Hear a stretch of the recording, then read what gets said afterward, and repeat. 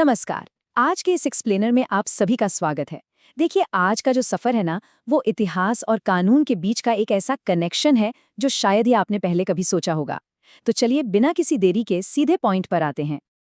अब एक सवाल जो हमेशा दिमाग में आता है, आखिर लॉ और पॉलिटिकल साइंस के सिलेबस में 1756 के एक किले पर हुए हमले का क्या काम? मतलब, एक पुराना टैक्स का झगड़ा आगे चलकर भारत का पहला सुप्रीम कोर्ट कैसे बना सकता है? बड़ी अजीब बात लगती है ना? लेकिन यही तो आज की मास्टर क्लास का मुख्य विषय है। चलिए फटाफट आज का एजेंडा देख लेते हैं। पहले हम समझेंगे फोर्ट विलियम पर कब्जा, उसके बाद द ब्लैक होल ट्रेजेडी, फिर क्लाइव की वापसी, उसके बाद बात करेंगे कि बीए एलएलबी के स्टूडेंट्स के लिए ये जरूरी क्यों है, संवैधानिक ढांचा कैसे बना, और आखिर में समझेंगे चेक्स एंड बैलेंसेस का सिस्टम। तो चलिए, टाइम मशीन में बैठिए और चलते हैं सीधे 1756 में। हमारा पहला टॉपिक है फोर्ट विलियम पर कब्जा। इसे एक सिंपल एग्जाम्पल से समझते हैं। मान लीजिए आपने किसी को अपना घर किराए पर दिया और वो टेनेंट बिना आपसे पूछे वहां इलीगल कंस्ट्रक्शन करने लगे और ऊपर से रेंट देना भी बंद कर दे। ईस्ट इंडिया कंपनी बिल्कुल यही कर रही थी। उन्होंने नवाब की इजाजत के बिना ही किलेबंदी शुरू कर दी और जमकर टैक्स चोरी करने लगे। अब सोचिए, लैंडलॉर्ड को गुस्सा तो आएगा ही ना। बस यही गुस्सा नवाब सिराजुद्दौला को आया और उन्होंने एक बड़ा कदम उठाने का फैसला किया। और फिर आया 20 जून 1756 का वो ऐतिहासिक दिन। नवाब सिराजुद्दौला की सेना ने फोर्ट विलियम पर पूरी तरह से अपना कब्जा जमा लिया। कंपनी के गवर्नर रॉजर ड्रेक और उनके कई सेना के जवान बिल्कुल डर के मारे जहाजों से वहां से भाग खड़े हुए। एक तरह से किले का पतन हो चुका था। अब देखते हैं इस हमले के तुरंत बाद क्या हुआ। Next section, the black hole tragedy. ध्यान से सुनिएगा क्योंकि यहाँ से कहानी थोड़ी डार्क हो जाती है। इस किले पर कब्जे के तुरंत बाद वो घटना हुई जिसे आज हम ब्लैक होल ट्रेजेडी के नाम से जानते हैं। कई अंग्रेज कैदियों को एक छोटी सी घुटन भरी कोठरी में बंद कर दिया गया, जिसकी बदनामी आज तक इतिहास के पन्नों में दर्ज है। और हाँ, एक और बड़ा बदलाव हुआ। नवाब ने उसी वक्त कैलकाटा का नाम बदलकर अपने दादा के नाम पर अली नगर रख दिया। अब आते हैं तीसरे पड़ाव पर, क्लाइव्स रिटर्न एंड प्लासी। आखिर अंग्रेज शांत तो बैठने वाले थे नहीं। इस टाइमलाइन को थोड़ा गौर से देखिए। जून 1756 में किले पर कब्जा हुआ, लेकिन सिर्फ कुछ महीनों बाद जनवरी 1757 में रॉबर्ट क्लाइव और एडमिरल वॉटसन ने आकर कलकत्ता को वापस छीन लिया। और उसके ठीक बाद जून 1757 में प्लासी का युद्ध हुआ, एक ऐसी जंग जिसने आगे के कई 100 सालों के लिए भारत में ब्रिटिश राज की नींव पक्की कर दी थी। अब एक बहुत ही कमाल का फैक्ट आपको बताता हूँ।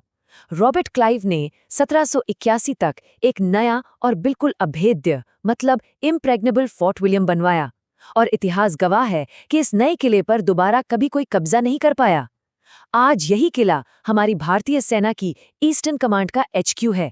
और हाँ, इसका नाम हाल ही में बदलकर छत्रपति शिवाजी महाराज से प्रेरित होकर विजय दुर्ग रखा गया है ना दिलचस्प बात? चलिए, अब इस हिस्टोरिकल स्टोरी से थोड़ा बाहर निकलते हैं और देखते हैं why BA LLB students care. तो इस पूरी कहानी का सबसे बड़ा टेकअवे है सॉवरेंटी, यानी संप्रभुता। सोचिए, कैसे सुप्रीम पावर जो कल तक मुगलों और नवाबों के हाथ में थी, वो एक झटके में एक ट्रेडिंग कंपनी, एक व्यापारिक कंपनी के हाथ में चली गई। अगर आप इंडियन नेशनलिज्म और हमारे संवैधानिक विकास को समझना चाहते हैं ना, तो पावर का ये जो ट्रांसफर था, इसे समझना सबसे जरूरी है। तो यहाँ से कानूनी ढांचा बनना शुरू होता है। Next section, constitutional framework begins. इन स्टेप्स को क्रम में याद रखना बहुत फायदेमंद होगा। सबसे पहले आया 1773 का रेगुलेटिंग एक्ट, और जानते हैं इसका सबसे बड़ा इम्पैक्ट क्या था? इसी एक्ट के तहत फोर्ट विलियम में देश का पहला सुप्रीम कोर्ट और मेयर्स कोर्ट एस्टैब्लिश हुआ। उसके बाद 1784 का पिट्स इंडिया एक्ट आया, जिसने उनके पॉलिटिकल और कमर्शियल कामों को बिल्कुल अलग कर दिया। फिर 1833 और 1853 के चार्टर एक्ट से सेंट्रलाइजेशन हुआ, और फाइनली 1935 का गवर्नमेंट ऑफ इंडिया एक्ट आया, जिसने हमारे फेडरल स्ट्रक्चर यानी संघीय ढांचे को जन्म दिया। ये सब उसी फोर्ट विलियम की एक छोटी सी हलचल का रिपल इफेक्ट था। अब जरा इस टेबल पर नजर डालिए। यूनिटरी और फेडरल गवर्नमेंट का अंतर कंपैरेटिव पॉलिटिक्स का कोर है। यूनिटरी में पावर एकदम सेंट्रलाइज्ड होती है, ब्रिटेन या फ्रांस की तरह, जबकि फेडरल में पावर डिवाइडेड होती है, सेंटर और स्टेट के बीच, जैसे यूएसए या कनाडा में। अब आप पूछेंगे, भारत क्या है? तो भारत के संविधान का आर्टिकल 1 इस देश को एक क्वाजी फेडरल सिस्टम बनाता है, यानी दोनों के बेस्ट फीचर्स का एक मिक्स। क्लियर हो गया? अब आते हैं इस एक्सप्लेनर के सबसे अहम हिस्से पर, जो बिल्कुल ग्रैंड फिनाले है, चेक्स एंड बैलेंसेस। किसी भी सरकार को डिक्टेटर होने से कैसे रोका जाए? यहाँ आपके सामने दो थ्योरी हैं। एक तरफ है 1748 का मॉन्टेस्क्यू का सेपरेशन ऑफ पावर्स, जहां लेजिस्लेचर, एग्जीक्यूटिव और जुडिशरी तीनों अपने अलग अलग डिब्बों में एकदम आइसोलेशन में काम करते हैं। और दूसरी तरफ है अपना भारतीय मॉडल, एकदम प्रैक्टिकल। सोचो, अगर तीनों को बिल्कुल अलग कर दिया तो सरकार तो चल ही नहीं पाएगी। इसलिए हमने एक ऐसी हार्मोनियस सिस्टम बनाई जहां तीनों एक दूसरे की निगरानी करते हैं, जिसे हम चेक्स एंड बैलेंसेस कहते हैं। ये जो पॉइंट्स आपको दिख रहे हैं ना, ये एग्जाम्स के लिए एकदम ब्रह्मास्त्र हैं। ध्यान दीजिएगा। लेजिस्लेचर कैसे कंट्रोल करता है एग्जीक्यूटिव को? नो कॉन्फिडेंस मोशन और बजट के जरिए, जैसे आर्टिकल 75 क्लॉज 3 बताता है। एग्जीक्यूटिव कैसे कंट्रोल करता है जुडिशरी को? क्योंकि प्रेसिडेंट ही जजेस को अपॉइंट करते हैं। और सबसे जरूरी, जुडिशरी इन दोनों को कैसे रोकती है? जुडिशियल रिव्यू से, जो आर्टिकल 13, 32, 226 और 124 क्लॉज 4 में बताया गया है। सच कहूं तो यही लोकतंत्र का असली सेफ्टी वाल्व है। अब देखिए, एक लॉ स्टूडेंट का आंसर बिना केस लॉज के, बिना नमक के खाने जैसा है, हमेशा अधूरा। यहाँ दो सबसे लैंडमार्क केसेस आपको हमेशा याद रखने हैं।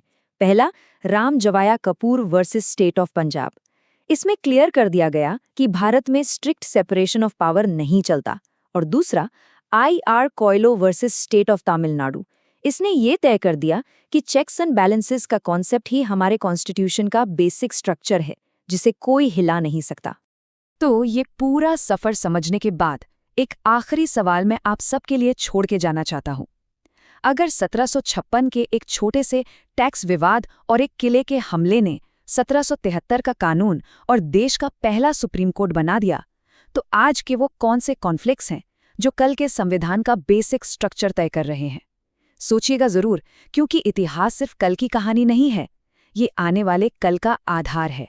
बस आज के लिए इतना ही। उम्मीद है आपको समझ आया होगा। पढ़ते रहिए और आगे बढ़ते रहिए।